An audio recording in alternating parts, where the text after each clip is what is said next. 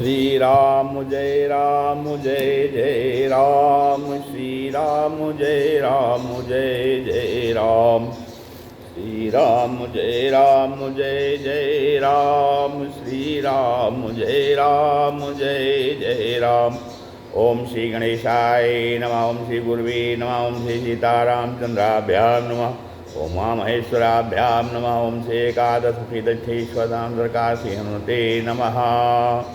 शान्ताकारं भुजगशयनं पद्मनाभं सुरेशं, विश्वाधारं गगनसदृशं मेघवर्णं शुभांगं, लक्ष्मीकान्तं कमलनयनं योगिभिर्ध्यानगम्यं, वन्दे विष्णुं भवभयहरं सर्वलोकैकनाथं। यं ब्रह्मा वरुणेन्द्ररुद्रमरुताः स्तुवन्तु दिव्यैस्तवैः, वेदैः साङ्गपदक्रमोपनिषदैर्गायन्ति यं सामगा, ध्यानावस्थितद्गतेन मनसा पश्यन्ति यं योगिनो, यस्यान्तं न विदुषुरासुरगणा, देवाय तस्मै नमः। ध्यायेदाजानबाहुं धृतसरसंबद्धपद्मासनस्थं, ईतं वासोवसानं कौर्णं कमलदलहृदयमेतं कुमरन्नं, वामाङ्कारूढसीतां कमलमिलल्लोचनमणिरदाभं, नानालङ्कारदीप्तं ददमृजटामण्डलं रामचन्द्रं, नीलाम्बुजश्यामलकोमलाङ्गं सीतासमारोपितवामभागं, पाणौ महादायकचारुचापं नमामि रामं रघुवंशनाथं, श्लोकाभिरामं रणरङ्गधीरं राजीवनेत्रं रघुवंशनाथं, कारुण्यरूपं करुणाकरं तं श्रीरामचन्द्रं शरणं प्रपद्ये। आपदामपहर्तारं दातारं सर्वसम्पदां, लोकाभिरामं श्रीरामं भूयो भूयो नमाम्यहं। वंशी विभूषितकरान्नवनीरदाभात्, पीताम्बरादरुणबिम्बफलाधरोक्षात्, पूर्णेन्दुसुन्दरमुखादरविन्दनेत्रात्, कृष्णात् परं किमपि तत्त्वमहं न जाने।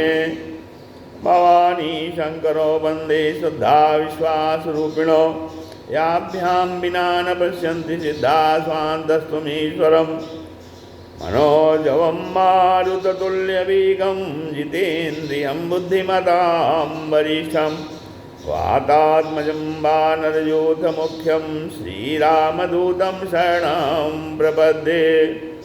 मूकं करोति वाचालं पङ्गुं लङ्घयते गिरिं, यत्कृपातमहं वन्दे परमानन्दमाधवं।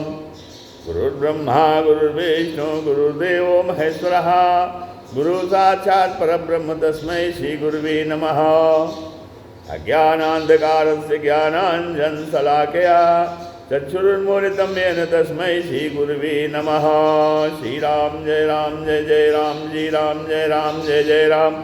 सत्संग क्रम में आज श्रीमद्भगवद्गीता के अध्याय 15 के 11वें श्लोक का जो है व्याख्यान कथन श्रवण किया जा रहा है। इसके पहले श्लोक में भगवान ने तत्व को जो पुरुष कहते हैं, तत्व से जो पुरुष, तत्व को जो पुरुष यत्न करने पर जानते हैं उनमें क्या विशेषता है। हाँ, जो पुरुष तत्व को जान जाते हैं प्रयत्न करके, उनमें विशेषता क्या होती है, और जो यत्न करने पर भी नहीं जानते उनमें क्या कमी रहती है। अब इसको यहाँ पर इस श्लोक में भगवान बता रहे हैं कि यतन्तो योगिनश्चैनं पश्यन्त्यात्मन्वयमवस्थितं, यतन्तो अप्यकृतात्मानो नैनं पश्यन्त्यचेतसः।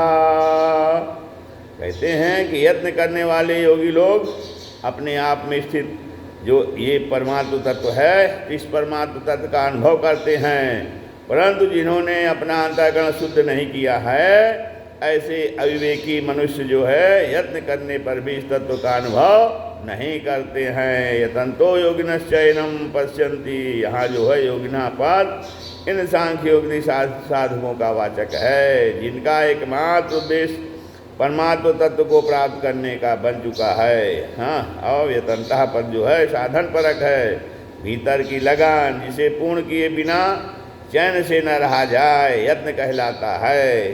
हाँ, कहते हैं जिन साधकों का जो है एकमात्र उद्देश्य परमात्मा की परमात्म तत्व की प्राप्ति करना हो जाता है, उनमें असंगता, निर्ममता और निष्कामता स्वतः आ जाती है। हाँ, और वे अपने उद्देश्य की पूर्ति के लिए अनन्य भाव से जो उत्कंठा, तत्परता, व्याकुलता, विरहयुक्त चिंतन, उपासना एवं विचार जो है साधक के हृदय में प्रकट होते हैं, उन सब को यहाँ जो है यतंतः पद के अंतर्गत कहा गया है। अब जिसकी प्राप्ति का उद्देश्य बनाया और जिसकी विमुखता को यत्न के द्वारा दूर किया, उसी तत्व का जो है योगी जन अपने आप में अनुभव करते हैं। परमात्मा के पूर्ण सम्मुख हो जाने के बाद योगी की परमात्मा तत्व में जो है वो सदा सहज स्थित बनी रहती है, बन जाती है। और यही पश्यंती पद का भाव है। पश्यंती माने परमात्मा के पूर्ण सम्मुख हो जाने पर योगी जन की जो है परमात्मा तत्व की, योगी जन को की परमात्मा तत्व में जो है सदा सहज स्थित बनी रहती है। अब जो सांख्य योगी साधक सत असत के विचार द्वारा तो सत तत्व की प्राप्ति और असत संसार की निवृत्ति करना चाहते हैं, तो अब विवेक को सर्वथा जागृत होने पर वे अपने आप में स्थित परमात्म तत्व का अनुभव कर लेते हैं। अब जो है आत्मन्यवो स्थितम, परमात्म तत्व से देश काल की दूरी नहीं है, परमात्म तत्व से देश और काल की कोई दूरी नहीं है। वो जो है समान रूप से सर्वत्र एवं सदैव विद्यमान है। हरि व्यापक सर्वत्र समाना, प्रेम ते प्रकट हो ही मैं जाना। तो वही सब भूतों के हृदय में स्थित सबका आत्मा है। अहम आत्मा गुणाकेश सर्वभूताशय स्थितः। गीता के अध्याय 10 के 20वें श्लोक में भगवान कहते हैं कि अहम आत्मा गुणाकेश सर्वभूताशय स्थितः। तो इसलिए जो है योगी लोग अपने आप में ही इस तत्व का अनुभव कर लेते हैं। आप सत्ता ने दो प्रकार की होती है। कैसे? एक जो है विकारी और दूसरी स्वतः सिद्ध।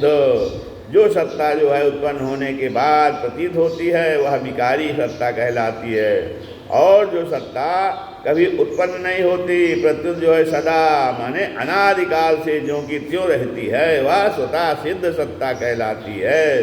तब अब जब इस दृष्टि से हम देखते हैं तो इस दृष्टि से संसार एवं शरीर की सत्ता विकारी, संसार एवं शरीर की सत्ता विकारी, और परमात्मा और आत्मा की सत्ता जो है वह स्वतः सिद्ध है। विकारी सत्ता को स्वतः सिद्ध स्वतः सिद्ध सत्ता में मिला देना भूल है। जो विकारी सत्ता है उसको स्वतः सिद्ध सत्ता मिला देना बहुत बड़ी भूल है। विकारी क्या है? विकारी सत्ता माने शरीर को स्वतः सिद्ध सत्ता में मिलाने का तात्पर्य क्या है कि अपने को शरीर मानना अहंता, और शरीर को अपना मानना ममता। तो अपने को शरीर मानने से शरीर जो है सत्य प्रतीत होता है, और शरीर को अपना मानने से शरीर में प्रियता होती है।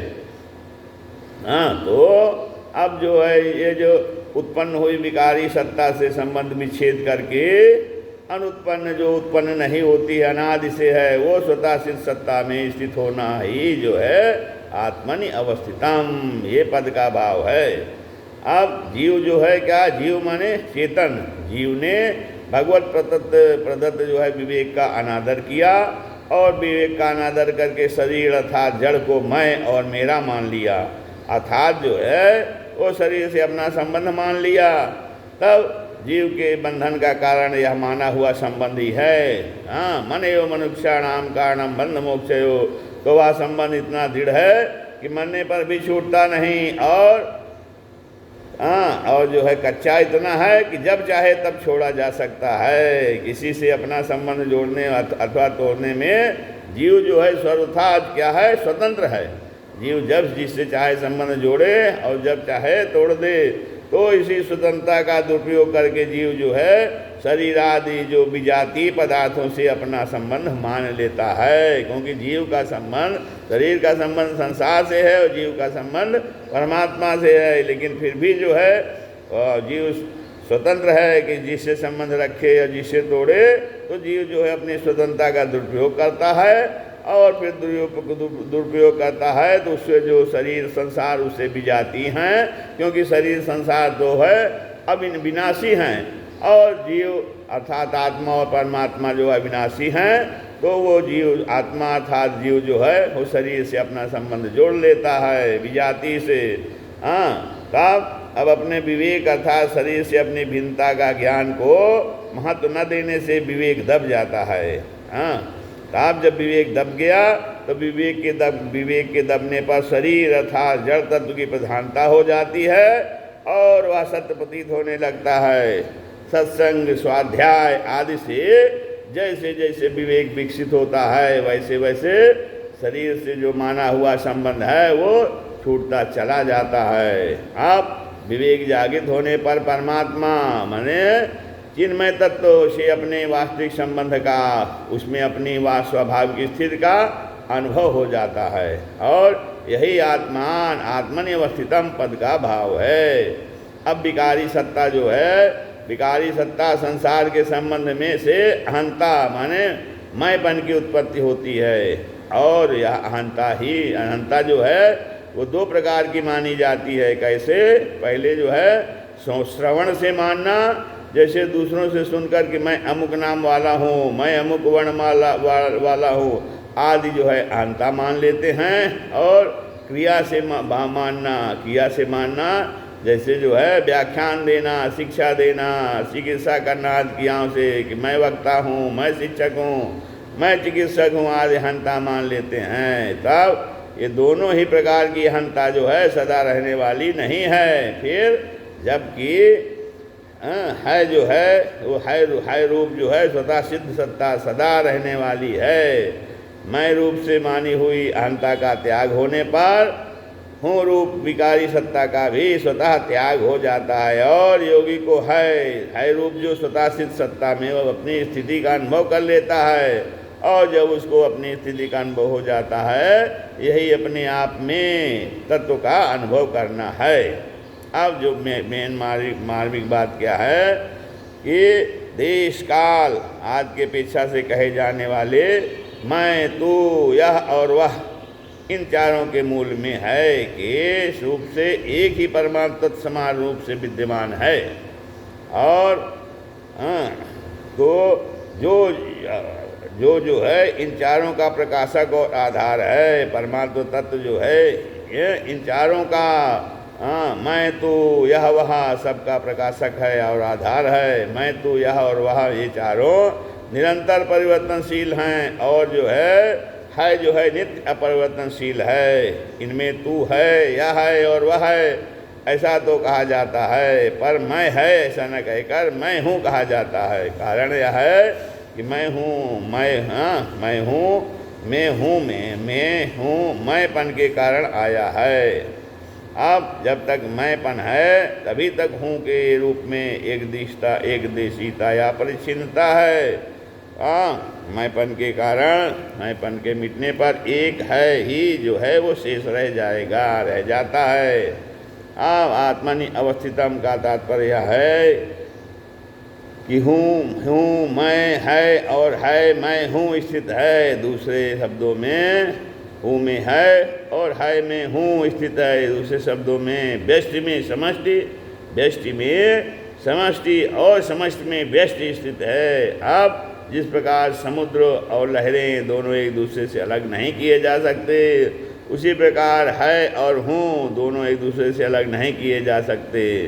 परंतु जैसे जल तत्व में समुद्र और लहरें ये दोनों ही नहीं हैं, वास्तव में एक ही जल तत्व है, ऐसे ही परमात्मा तत्व है माने मैं हूँ और है ये दोनों ही नहीं हैं। ऐसा अनुभव करना ही अपने आप अर्थात स्वयं में स्थित तत्व का अनुभव करना है।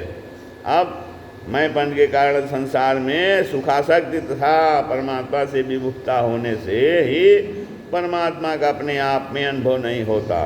अब इसलिए परमात्मा को अपने आप से भिन्न देखने के कारण उससे दूरी या वियोग का अनुभव करना पड़ता है और उसकी प्राप्ति के लिए जगह जगह भटकना पड़ता है। हाँ, अपने आप से भिन्न जितने पदार्थ हैं उनमें जो है वियोग होना अवश्यम भावी है, परंतु जो है अपने आप में परमात्मा का अनुभव करने वाले को उससे अपनी दूरी या वियोग का अनुभव नहीं करना पड़ता। हाँ, तस्मात् मत्थम वे अनुपश्यन्ति क्षीरधीरा तेषां सुखम शाश्वतम नेतरेषां। कहते अपने आप में स्थित आत्मा परमात्मा को जो ज्ञानी मनुष्य निरंतर देखते रहते हैं उनको ही सदा रहने वाला सुख प्राप्त होता है, दूसरों को नहीं होता है। तो अपने आप में परमात्मा को देखना भिन्नता अर्थात भेदभाव का पोषक नहीं, प्रत्युत भिन्नता का नाशक है। वास्तव में मैंपन ही भिन्नता का पोषक है। हम मनुष्य ने भिन्नता के वाचक मैंपन अर्थात परिच्छिन्नता, पराधीनता, अभाव, अज्ञान आदि विकारों को भूल से अपने आप में ही मान लिया है। अब जब इनको दूर करने के लिए परमात्मा को अपने आप में देखता है तो इन विकारों का नाश अपने आप में परमात्मा को देखने पर ही हो सकता है। ये विकार तभी तक हैं, कब तक? जब तक साधक जो है हूँ को देखना मानता है और है को नहीं। इस हूँ के स्थापना के स्थान पर है को देखने पर कोई विकार नहीं रहता, क्योंकि है में किंचित मात्र भी विकार नहीं है। अब समय जो है वो संसार बदलने वाला है। संसार का ही अंश होने के कारण मैं भी बदलने वाला है। जैसे मैं बालक हूँ, मैं युवा हूँ, मैं वृद्ध हूँ, मैं रोगी हूँ, मैं निरोग हूँ इत्यादि जो है, अब संसार की तरह मैं भी उत्पन्न और नष्ट होने वाला है। जैसे संसार नहीं है ऐसे ही मैं भी नहीं हूँ। है सो सुंदर है सदा, नहीं सो सुंदर नाय, नहीं सो परगट देखिए, है सो दिखे जा जाए। श्री राम जय राम जय जय राम। तो कहते हैं है सदा है और नहीं कभी नहीं है दिखने में नहीं आता पर नहीं दिखने में आता है। क्योंकि जिसके द्वारा हम नहीं को देखते हैं वे मन बुद्धि इंद्रियां आदि भी नहीं के अंश हैं। हाँ, त्रिपुटी में देखना सजातीता ही होता है, अर्थात त्रिपुटी से होने वाले करण सापेक्ष ज्ञान में सजातीता का होना आवश्यक है। तो अतः नहीं के द्वारा नहीं को ही देखा जा सकता है, को नहीं, है को नहीं, और है का ज्ञान त्रिपुटी से रहित करण निरपेक्ष है। नहीं की स्वतंत्र सत्ता न होने पर भी है की सत्ता से ही उसकी सत्ता दिखती है। और है ही नहीं का प्रकाशक और आधार है ही जो है वो नहीं का प्रकाशक और आधार है। तो जिस प्रकार नेत्र से संसार को तो देख सकते हैं पर नेत्र से नेत्र को नहीं देख सकते। क्यों नहीं देख सकते? क्योंकि जिससे देखते हैं वह नेत्र हैं। इस प्रकार जो सबको जानने वाला है इस परमात्मा को कैसे और किसके द्वारा जाना जा सकता है? विज्ञाता रमरेकेन विजानीयात्। तो वेदारण्यक में कहा गया है कि जो है से प्रकाशित होता है वह नहीं है को कैसे प्रकाशित कर सकता है? अपने आप में स्थित तत्व है का अनुभव अपने आप है से हो ही सकता है। तो इंद्रियां मन बुद्धि आदि नहीं से बिल्कुल नहीं। अपने आप से होने वाला ज्ञान स्वाधीन और दूसरों अर्थात मन बुद्धि आदि से होने वाला ज्ञान पराधीन है। तब अपने आप में स्थित तत्व का अनुभव करने के लिए किसी दूसरे की सहायता लेने की जरूरत भी नहीं है। कथा कानों में सुनने, मन से मनन करने, बुद्धि से विचार करने आदि उपायों से कोई तत्व को नहीं जान सकता। नायमात्मा प्रोचेन लभ्यो न मेधया न बहुना सुतेन। तो कहते हैं कहने कानों से सुनने, मन से मनन करने, बुद्धि से विचार करने आदि उपायों से कोई तत्व को नहीं जान सकता। कारण की इंद्रियां मन बुद्धि देश काल वस्तु आदि सब प्रकृति के कार्य हैं। प्रकृति के कार्य से उस तत्व को कैसे जाना जा सकता है? जो प्रकृति से सर्वथातीत है। इस अतः प्रकृति के कार्य का त्याग संबंध विच्छेद करने पर ही तत्व की प्राप्ति होती है और वह अपने आप में ही होती है। अब साधक से सबसे बड़ी गलती क्या होती है? गड़ी गलती क्या होती है कि वह जिस रीत से संसार को जानता है उसी रीत से परमात्मा को भी जानना चाहता है, परंतु जो है संसार और परमात्मा दोनों को जानने की रीत एक दूसरे से विरुद्ध है। संसार को इंद्रियां, मन, बुद्धि आदि के द्वारा जाना जा सकता है क्योंकि उसकी जानकारी करण सापेक्ष है, परंतु परमात्मा को इंद्रियां, मन, बुद्धि आदि के द्वारा नहीं जाना जा सकता क्योंकि उसकी जानकारी करण निरपेक्ष है। अब जनता के आश्रय से, जड़ता के आश्रय से चिन्मयता में स्थित का अनुभव हो ही नहीं सकता। जड़ता माने स्थूल, सूक्ष्म और कारण शरीर का आश्रय लेकर जो परमात्मा तत्व का अनुभव करना चाहते हैं वे पुरुष समाधि लगाकर भी परमात्मा तत्व का अनुभव नहीं कर पाते। क्यों? क्योंकि समाधि भी कारण शरीर के आश्रित रहती है। अब जो परमात्मा को अपना तथा अपने को परमात्मा का जानते हैं वे ज्ञान रूप नेत्रों वाले योगी लोग शरीर, इंद्रियां, मन, बुद्धि आदि से अपने को अलग करके अपने आप में स्थित परमात्मा तत्व का अनुभव कर लेते हैं। परंतु जो शरीर को अपना और अपने को शरीर का मानते हैं वे विमूढ़ और अकृतात्मा पुरुष शरीर, इंद्रियां, मन, बुद्धि आदि के द्वारा जो है यज्ञ करने पर भी यत्न करने पर भी अपने आप में स्थित परमात्मा का तत्व का अनुभव नहीं कर पाते। आत्मनि अवस्थितम पद से भगवान ने अपने को संपूर्ण प्राणियों की आत्मा में स्थित अर्थात सर्वव्यापी बताया है। इसका अनुभव करने के लिए साधुओं को ये 4 बातें दृढ़तापूर्वक मान लेनी चाहिए। परमात्मा यहाँ है, परमात्मा भी है, परमात्मा अपने में है, परमात्मा अपने में है, परमात्मा अपने हैं।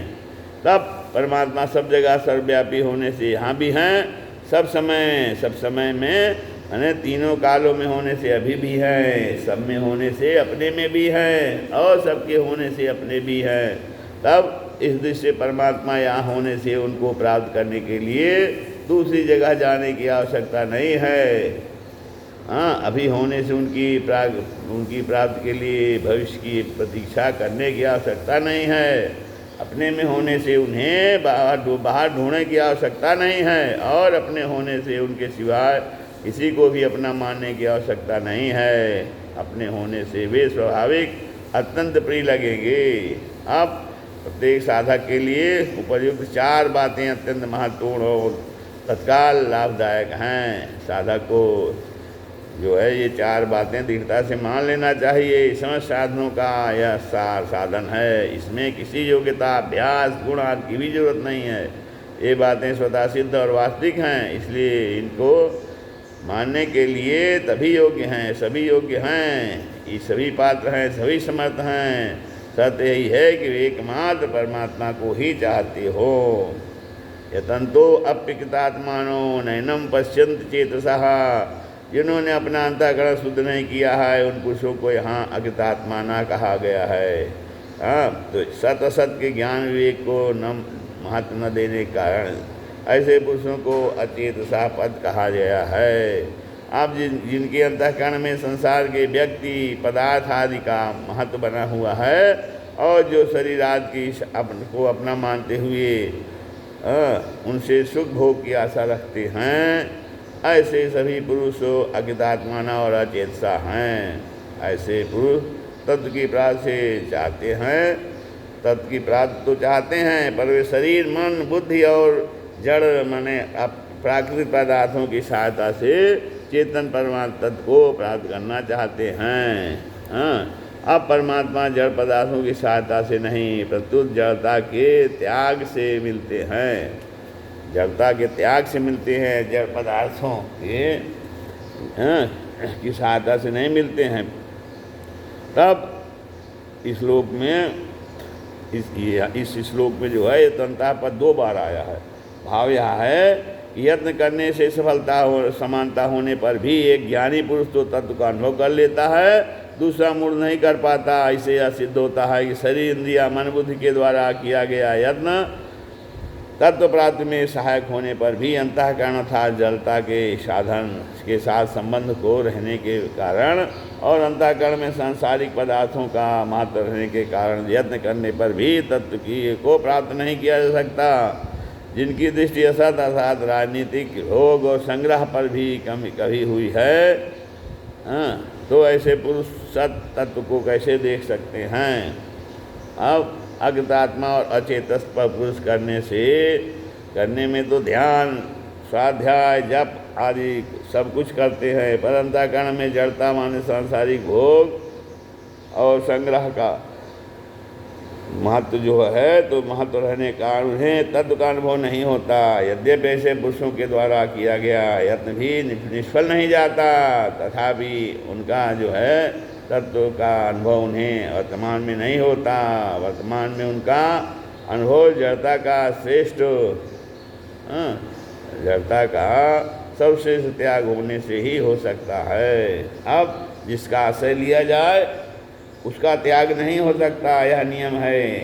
इसलिए शरीर, मन, बुद्धि आदि जड़ पदार्थों का आश्रय लेकर साधक जड़ता का त्याग नहीं कर सकता।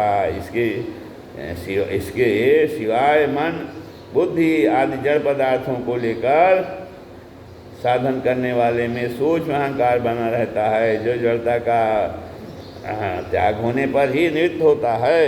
अब जड़ता त्याग करने का सुगम उद्देश्य उपाय क्या है? एकमात्र भगवान का आश्रय लेना, अर्थात मैं भगवान का हूँ, भगवान मेरे हैं, इस वास्तविकता को स्वीकार कर लेना। इस पर अटल